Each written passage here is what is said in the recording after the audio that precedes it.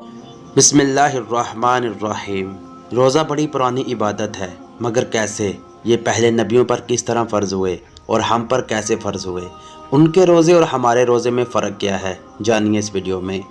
آیت کریمہ کے ابتدائی حصے کے تحت تفسیر خازن میں ہے، تم سے پہلے لوگوں سے مراد یہ ہے حضرت سیدنا آدم صفی اللہ علیہ نبینا علیہ الصلوۃ والسلام سے حضرت سیدنا عیسیٰ روح اللہ جتنے انبیاء کرام علیہ السلام تشریف لائے اور ان کی امتیں آئیں، ان پر روزے فرض ہوتے چلے آئے، مگر اس کی صورت ہمارے روزوں سے مختلف تھی۔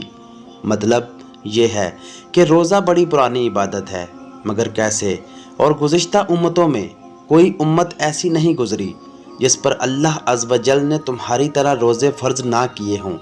تفسیر خازن اور تفسیر عزیزی میں ہے، حضرت سیدنا آدم صفی اللہ علیہ نبینا علیہ الصلوۃ والسلام پر ہر مہینے کے ایام بید یعنی چاند کی 13، 14 اور 15 تاریخ کے 3 روزے فرض تھے، اور یہود یعنی حضرت سیدنا موسیٰ کلیم اللہ علیہ السلام کی قوم پر یوم عاشور یعنی 10 محرم الحرام کے دن اور ہر ہفتے میں ہفتے کے دن یعنی سیچرڈے کا دن اور کچھ ان دنوں کے روزے فرض تھے، اور نصارہ پر ماہ رمضان کے روزے فرض ہوئے۔